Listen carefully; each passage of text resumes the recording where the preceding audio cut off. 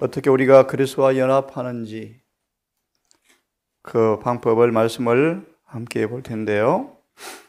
로마서 6장 3절 4절만 읽고 우리 정언을 좀 보겠습니다. 우리가 어떻게 그리스도와 연합하는가? 로마서 5장의 메시지를 통하여 그리스도와 연합함으로 얻는 은혜가 무엇인지를 우리가 보았죠. 그럼 어떻게 연합하는가? 그 방법을 6장은 말씀하시는데요. 3절 4절을 먼저 읽습니다. 무릇 그리스도 예수와 합하여 침례를 받은 우리는 그의 죽으심과 합하여 침례 받은 줄을 알지 못하느뇨.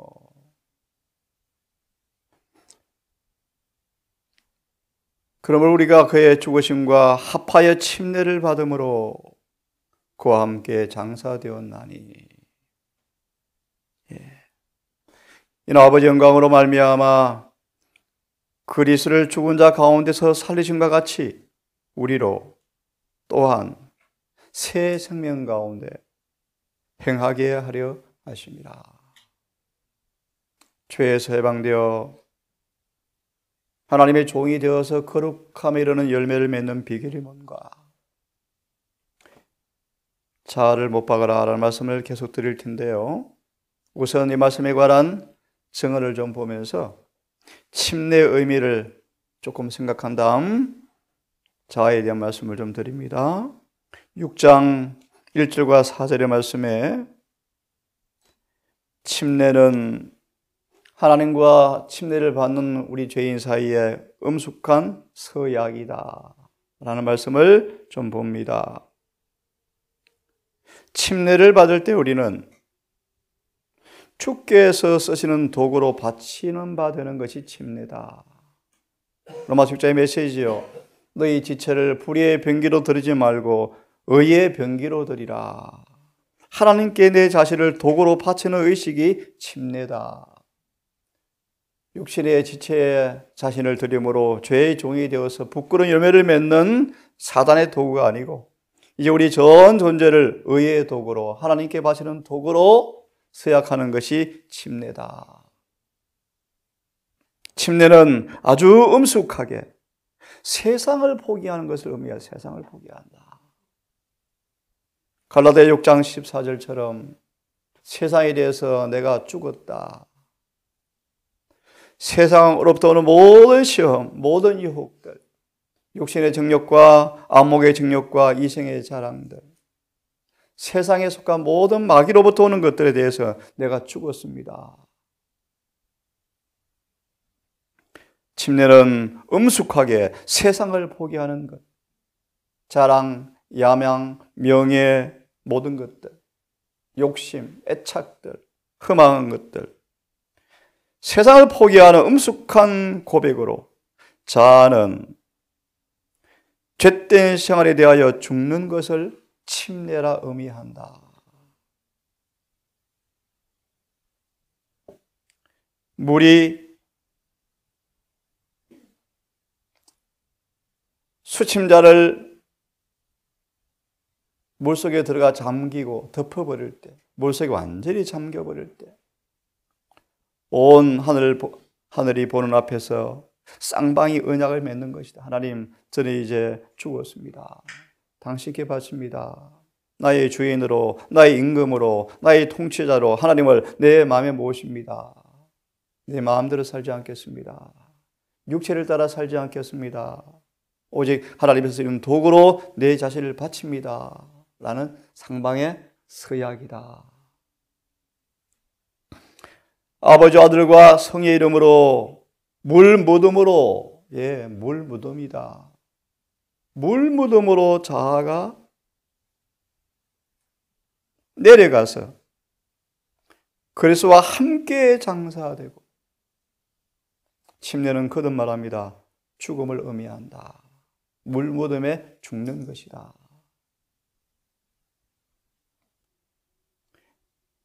침례는 죽음을 의미한다. 그런 다음에 집도자의 손을 통하여 다시 물속에서 침례받은 사람들이 물 밖으로 일으켜지는 것처럼 하나님께서는 충성하는 새로운 생명으로 무덤에서 우리를 일어나게 한다. 일어난다. 부활, 어렵다 하심, 죄 사함, 새로 태어남. 하늘에 계신 세 분께서 그 침례를 보고 계시는데 그들의 눈에 보이지 않지만 세 분이 침례 장소에 함께 입석하신다. 참 놀라운 침례죠. 건너뛰어서 수침으로 받는 하나님의 인이 뭔가. 오늘의 주제는 6장은 우리 어떻게 죄에서 해방되어지는가? 그리스도와 연합하라. 연합이 뭔가? 침례다. 그 의미가 뭔가? 죽는 것이다. 내일 아침 계속 드리겠지만 자아를 못 박는 것이다. 자, 수침을 침례를 받을 때 하나님께서 보정하는 인이 뭔가? 뭘 보정하시는가? 계시록 7장 1절 2절에 나오는 이마에 인을 치는 그런 인이 아니고 하나님께서 우리를 어떻게 보장하시는가, 보호하시는가 라는 인을 의미하는데요. 그리스도는 침례를 그분의 영적 왕국으로 들어가는 입구로 삼으셨다. 예수를 영접하는 사람들은 하나님의 나라가 이미 시작한다라고 말씀하시죠. 그 말의 의미는 물로 침례를 받아서 옛 사람이 죽었고 새 생명에 태어난 사람들은 하늘나라 이미 들어가 있는 사람이다. 영적 왕국에 이미 들어간 사람들이다. 그런 면에서 침례가 뭐라고요? 세상의 나라에서 마귀의 나라에서 하나님의 나라로 옮기는 게 뭐다? 침례다. 그분은 침례를 성부와 성자와 성령의 권위가 있는 사람으로 인정받기 원하는 사람은 누구나 다 따라야 할 결정적 조건이 되게 하셨다. 마가 16, 16절의 말씀, 마가 16, 16절의 말씀. 그래서 합하여 침례를 받는 사람들은 누구든지 구원을 받으리라. 그런 뜻이죠. 결정적인 조건이 되게 하셨다. 침례를 받는 사람은 그 침례로서 세상을 포기하는 것. 세상으로부터 오는 모든 유혹들, 야망들, 아첨들, 사기, 술수, 기만, 수많은 것들, 예? 육신의 정욕적인 것들, 안목의 정욕들, 이생의 자랑들 다 포기하였고 예수의 생애는 사치와 방종이 없었다. 그분의 생애는 자아만족이 없었다. 세상은 자아만족이죠. 자아만족. 예수님은 늘 낮은 데 처하셨죠. 침례를 받는 사람들은 세상을 포기하였고 이제 하늘 왕의 자녀다. 하나님의 왕의 자녀다. 하늘 왕의 가족으로 공적으로 선포하는 것이 침례다.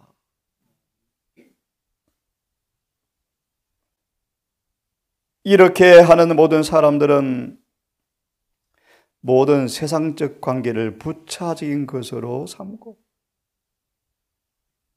새로 맺은 언약 관계를 첫째로 삼는 것이 바로 침례다. 그들은 더 이상 자아방종과 교만 가운데 살지 않기로 했다는 것을 공적으로 선포하는 것이다. 그래서는 침례를 받는 사람들에게 그들은 주를 위하여 살아야 할 엄숙한 언약에 들어갈 사람들이라는 것을 기억하라고 하신다. 그들은 주께서 위하여 모든 재능들을 그분을 위해서 사용해야 하며 넷째 계명에 순종하는 백성. 다시 읽습니다. 주께서 위탁하신 모든 재능들을 그분을 위해서 사용하며 달란트 비유죠. 달란트 비유. 그리고 넷째 계명을 순종하는 백성. 곧 하나님의 인을 갖고 있다는 것과 그리스의 나라의 신민이라는 것과 신의 성품에 하나님의 품성에 참여한 자들이라는 사실을 생생한 느낌을 결코 잊지 말아야 한다. 날마다 침례의 서약을 새롭게 하라, 그런 말이에요.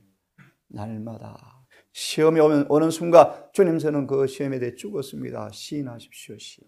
나는 죽었습니다. 저를 죽었다고 인정합니다. 성령이 우리 의지를 딱 붙어주시죠. 마음을 통제하셔서 이기게 하시죠. 그게 바울은 나는 날마다 마노라 죽노라.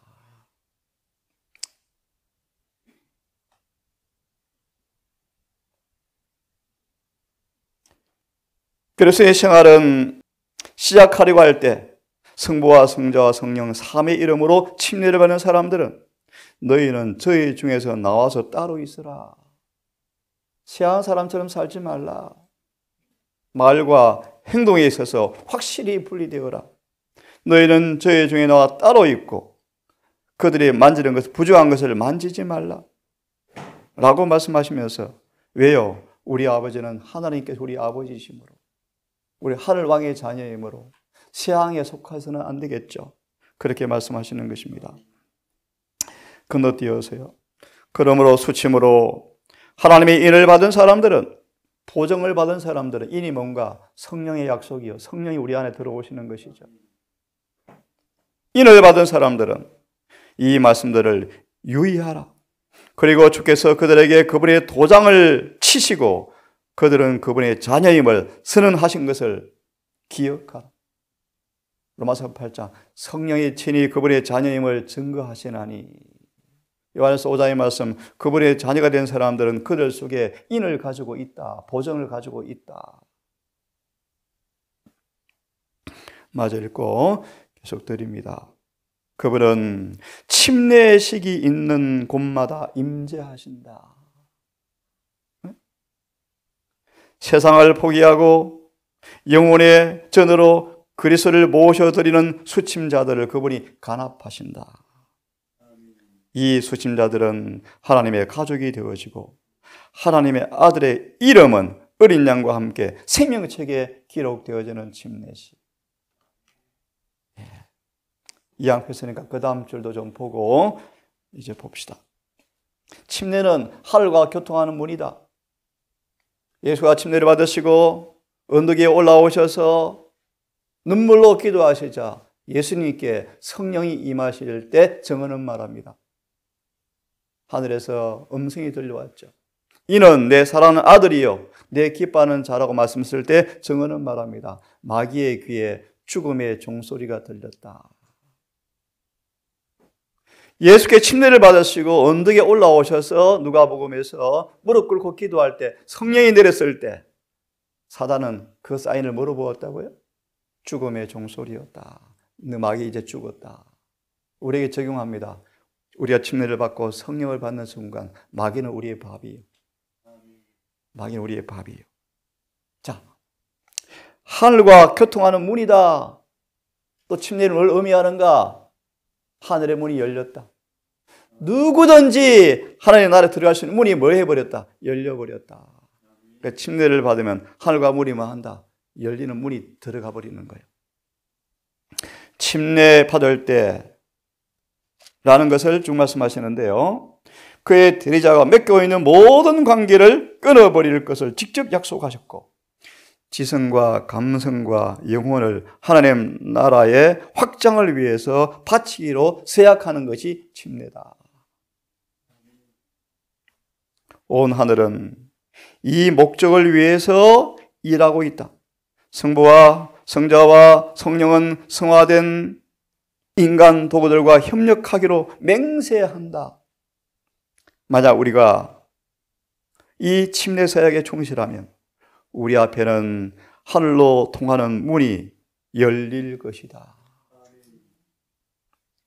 그 문은 어떤 사람도, 어떤 사탄의 대리자도 결코 닫을 수 없는 문이 열린다.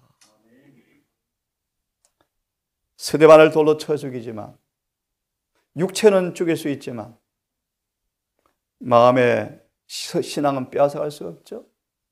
스데반이 고백합니다. 하늘에 열린 문을 보고 죽잖아. 열린 문을. 스데반이 돌에 맞아 죽으면서 뭘 봅니까? 계시로 하늘의 문이 열려 있죠. 거기에 주님이 일어서신 걸 계시로 보고 스데반이 숨을 거두더라 자더라. 스데반이 돌로 맞으면서 죽더라고 말하지 않고 성경은 말합니다. 스데반이 잠을 자더라 이렇게 말하죠. 자, 그 다음 말씀도 읽으면 좋겠습니다. 그런데 살아있는 채로 침례를 받는 사람들이 있더라. 침례는 거듭남을 의미하는, 다시 태어나는 걸 의미하는데 이렇게 침례를 받는 사람들이 이 시대에 좀처럼 보기 어렵다. 이런 침례가 거의 없다. 그냥 교인 되는 침례는 너무너무 많은데 왜 교회가 어려운가? 교회가 왜 세상 같은가? 교회도 다툼이 있고 여러저는 이기적이고 왜 변화 안 되는가? 그것은 거듭나지 않았기 때문이다. 진짜 침례를 안 받았기 때문이다. 가짜 침례를 받았죠. 가짜 침례. 예수를 믿노라 하지만 그래서 이름을 가졌다고 하지만 침례를 받았으면 정말 성화되어야 되는데 성화되지 못하고 거룩하지 못한 사람이 참으로 많다.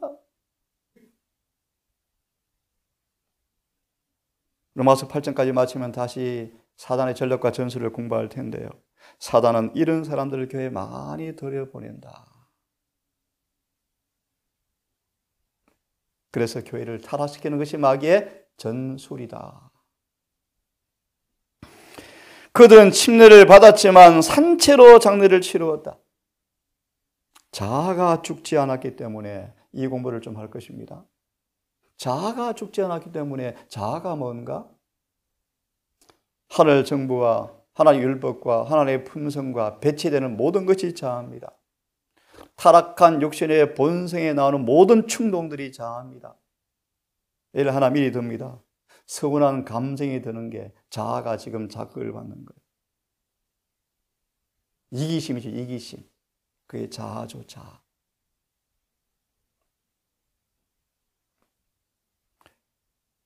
자아가 죽지 않았기 때문에 그도 미리 말합니다. 자아가 죽으면 시험이 오다가 떨어져 버리죠. 시험이 오다가 힘을 잃어버리죠. 자아는 뭐예요? 마귀의 시험과 친구가 자아예요. 자아는 마귀의 자식이요. 마귀의 속성이요. 인간의 타락함으로 말미암아 자아가 만들어 자아가.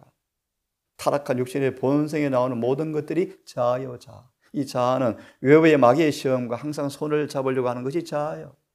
그런데 그 속에 우리 마음에 성령이 임재하시면 이 고리가 끊어져요. 시험이 자아를 못 깨워요. 이게 거듭났다 뜻이. 자, 봅니다. 좀 이해되시죠? 그 다음 말씀은 생략합니다. 생략하고 이제 내일까지 계속 공부할 텐데요. 고린도전서 2장을 좀 펴기를 바랍니다. 로마서 6장은 그래서 아파하여 죽으라. 계속 그 얘기입니다. 그죠? 그러면 거룩해진다. 죄에서 해방되는 비결을 말씀하십니다. 거룩함에 이르는 비결을 말씀하시는데요. 이제 우리 자아에 대한 말씀을 조금 드리십시다. 고린도전서 2장을 펴시면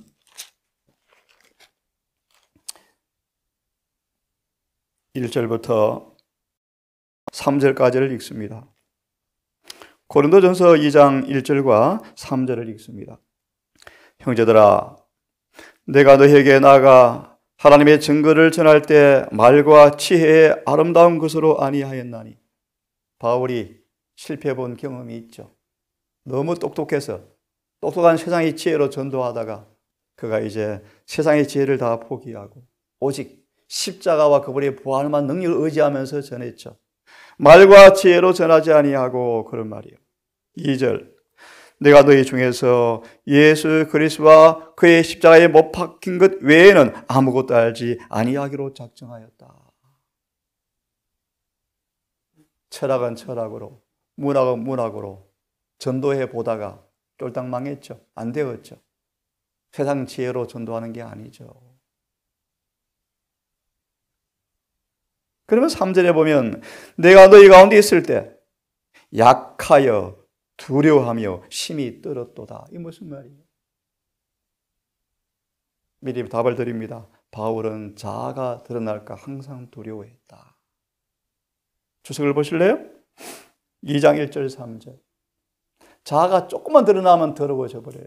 하나님 사람 망쳐져 버려요. 자아가 개입되어지면 하나님께서 절대 받으실 수가 없대요. 고전 2장 1절 3절 자아를 두려워하라.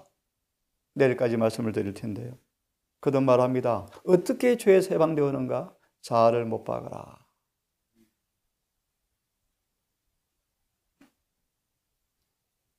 사도 바울은 웅변은 웅변으로, 논리는 논리로 접근할 수 있었다. 똑똑했죠. 학식이 많았죠. 그런 것으로 전도해 보았습니다.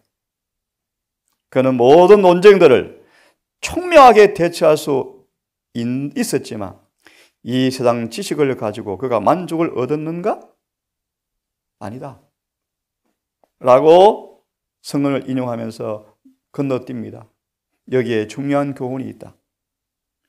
우리는 우리의 소재를 이해할 필요가 있다. 중요한 말씀이에요. 내가 어떤 존재인지, 어떤 위치에 있는지, 우리는 우리를 알아야 한다. 그래서 바울은 말합니다. 약하며 두려워하며 심히 떨었도다. 하나님의 손에 있는 진흙에 불과해. 진흙에 우리는 진흙. 맞아요? 진흙에 불과해요. 우리의 소재를 알아야 한다. 우리는 피조물이요. 그분의 손에 붙들리지 아니하면 전부 다 죄의 도구가 되어서 죽어요. 일찍이 인간에게 주어진 최고의 교육은 뭔가? 그럼 이게 무슨 말인가? 겸손의 정신을 개발하는 것. 이것이 최고의 교육이라는 사실을 이해해야 한다. 다니엘서 4장의 메시지예요. 네? 열국의 왕이라 불림받았던 느부갓네살 왕이 바벨론 도성궁전에서 자아를 높이는 자랑을 할 때 하나님께서 그의 지혜를 가져가 보자 7년간 밖에 살았죠. 수치스럽게. 그들의 왕이 짐승의 병이 들어서 소처럼 살다가 7년간 살다가 다시 회복되었다. 그대가 겸손의 정신을 배울 필요가 있는데 왜냐하면 그 교육은 아직 배울 것이 얼마나 더 많이 있는가를 보여주기 때문이다. 무슨 말이에요? 우리는 끊임없이 겸손해야 돼요. 계속 매 발걸음마다 겸손하셔야 돼요.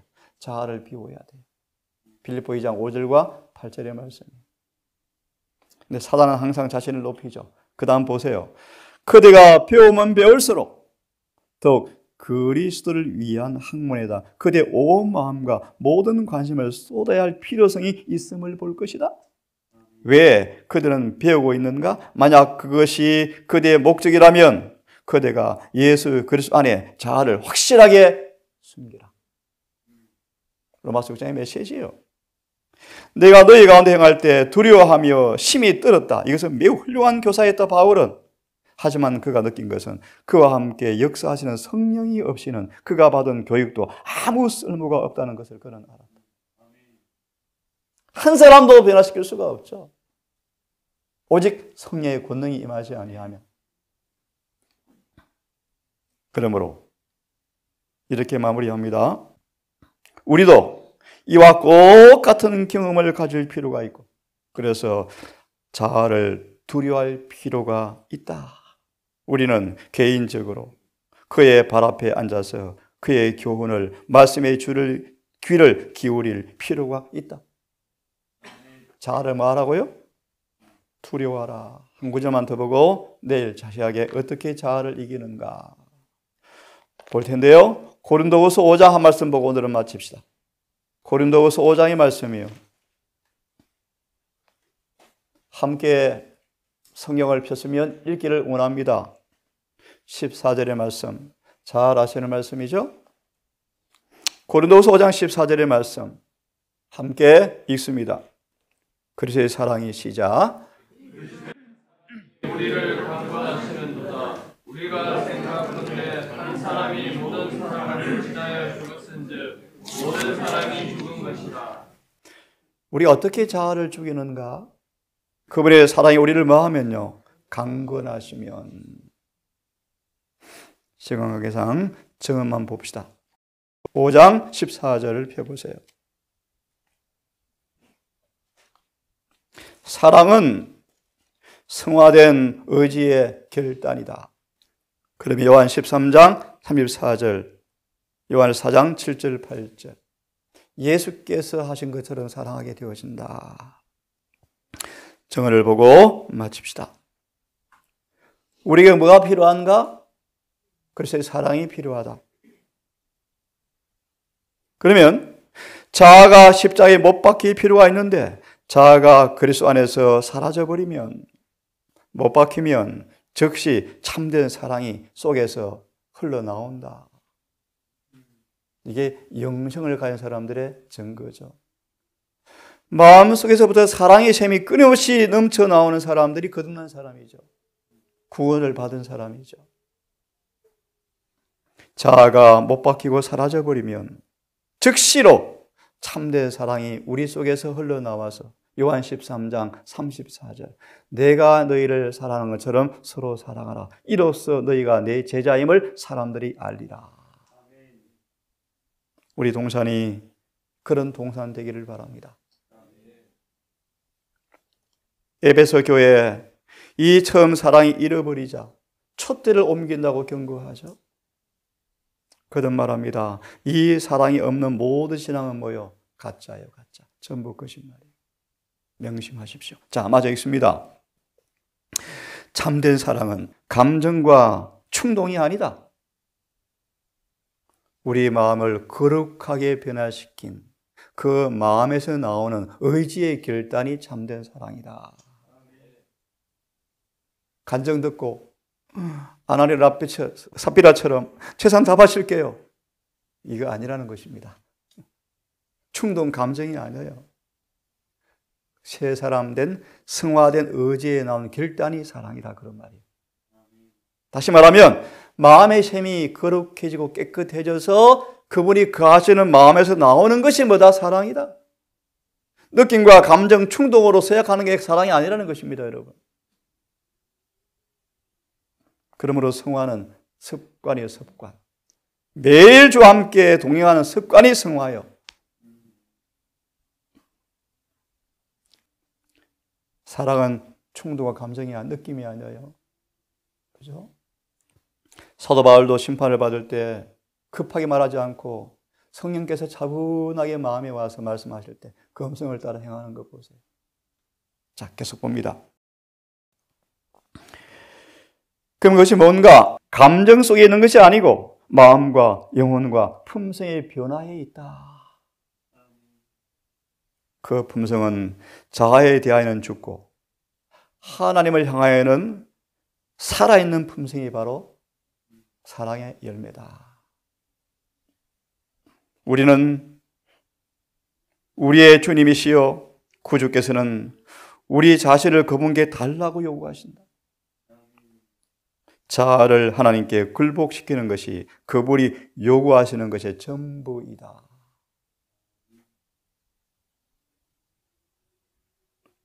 그분이 적당하다고 여기실 때 쓰시도록 우리 자신을 그분께 드리는 것을 바로 말하는데 이것이 그분의 요구의 전부이다. 우리가 온전히 굴복하는 지점에까지 나아가야 비로소 어느 곳에서나 행복하고 유용하게 그리고 성공적으로 일할 수 있는 그분의 도구가 되어지는 것이다. 내일 더 구체적으로 어떻게 자아를 극복하는가? 이 싸움에서 이길 수 있는가? 내일 공부합시다. 기도합시다. 어떤 죄인도 구원하는 보호의 능력을 경험하기 위한 비결은 그리스도 아파의 침례를 받는 것이라고 이 시간 배웠습니다. 자아를 못 박는 것, 자아를 완전히 굴복하는 것, 주님의 가르침의 요구의 전부이며 거룩함에 이르는 유일한 비결이며 자아가 퇴해되지 않고 자아가 숨겨지지 않고서 그리스도와 연합하는 것은 의미가 없다고 배웠습니다. 하나님, 자아만 굴복되어지며 자아가 조합하여 침례를 받고 죽고 장례를 치르고 새 생명으로 거듭나기만 하면 주의 모든 약속은 그들의 것이며 주님의 생에 나타났던 놀라운 경건의 비밀이 복음이 우리의 것이 되어져서 행복하고 유용하고 거룩한 도구가 된다는 사실을 이 시간 배웠습니다. 하나님, 오늘도 그 5장 14절처럼 그리스도의 사랑이 우리를 강건하시기를 원합니다.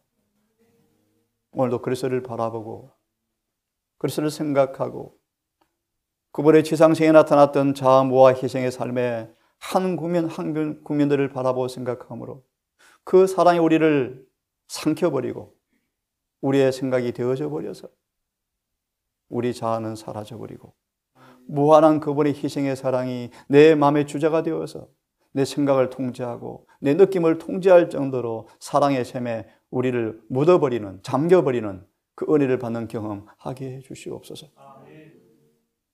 아버지 동사를 기억하시고 불쌍히 여기시며 필요한 경내 땅들을 아버지 허락해 주시고 불필요한 이방인들의 간섭과 어려움을 당하지 않도록 불쌍히 여겨주셔서 동사 모든 가족들이 일심으로 우리 간밭과 또 사슴문장이 필요한 안에 있는 여러 땅들 이런 것으로 귀찮지 않도록 불쌍히 여겨 주시옵고 무엇보다 우리 구성원들이 또 이 말씀을 듣는 우리 여러 가족들이 오늘도 거듭나게 하사 주와 함께 행복한 동행을 통하여 악마의 세력이 막을 수 없는 성화의 경험이 거룩함의 경험이 모두 이루어지게 하셔서 오늘 주님께서 장로님 기도처럼 청량하시면서 우리를 부르실 때 심판의 소환을 하실 때 이마에 인침받을 만큼 주님 앞에 간합받는 모습으로 서게 해 주시옵소서. 예수님의 이름으로 기도드리옵나이다.